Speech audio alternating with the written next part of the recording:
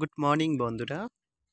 আগামীকাল আমরা সরস্বতী পুজোয় গিয়েছিলাম গঙ্গারামপুর কালদিঘি পার্কে। তো দেখতেই পাচ্ছেন প্রচণ্ড ভিড় আর লাইন দিতে হচ্ছে দেখো এখানে টিকিট নেওয়ার জন্য। যারা টিকিট দিচ্ছে সে দাদারা আমি তো বলবো যে এত ব্যস্ত হয়ে গেছে, তারা তো বাথরুমে যাওয়ার সময়ই পাচ্ছে না সেখান থেকে উঠতে। আর ভালোই তাদের টিকিট সেল হচ্ছে এবং এখানে প্রচুর লোকের সমাগম হয়েছে।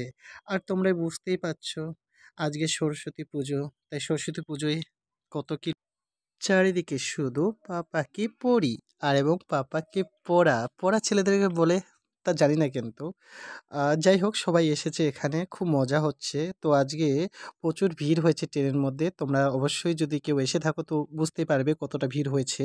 আর স্টেশনে তো যাওয়াই যাচ্ছে না, স্টেশনে তো আরও ভিড় আর রাস্তার মধ্যে তো জ্যাম হয়ে আছে, পুরো জ্যাম হয়েছে। তো যাই হোক আপনারা যদি এসে থাকেন তো আপনারা অবশ্যই জানেন সেই ব্যাপারটা।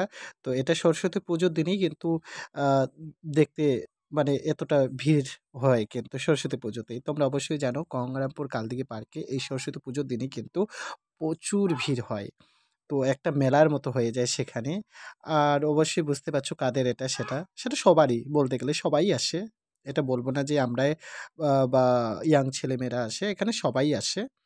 বাকিরা আ তো খুব সুন্দর একটা জায়গা, পরিবেশটা খুব সুন্দর। আপনারা যদি কেউ চান, মানে নিচে বোর্ড আছে, সেই বোর্ডের মধ্যে করেও আপনারা নিচে উম ঘুরতে পারেন এবং তার মধ্যে দেখতেই পাচ্ছেন বুলেট ট্রেন আছে, সেটাও আপনারা আ উঠতে পারেন বুলেট ট্রেনের মধ্যেও। আর তাছাড়া এখানে গোলাপ বিক্রি হচ্ছে। আপনারা ওই ৳৩০, ৳৬০, ৳৭০, ৳৮০ যেইভাবে হোক ওখানে গোলাপ বিক্রি হচ্ছে। তো খুব সুন্দরভাবে সবাই যে যার মতো গোলাপ নিচ্ছে এবং চারিদিকে ফটোশুট হচ্ছে কিন্তু। অবশ্যই আপনারা যদি কেউ আসতে চান অবশ্যই আসবেন। কিন্তু অন্য দিনের তুলনায় সরস্বতী পুজোর দিন কিন্তু সেরা। একদম ধামাকা। কি বলবো আর? একদম ধামাকা চলছে গঙ্গারামপুর পার্কে, কালদিঘি পার্কে। চারিদিকে শুধু ওয়াও আর ওয়াও।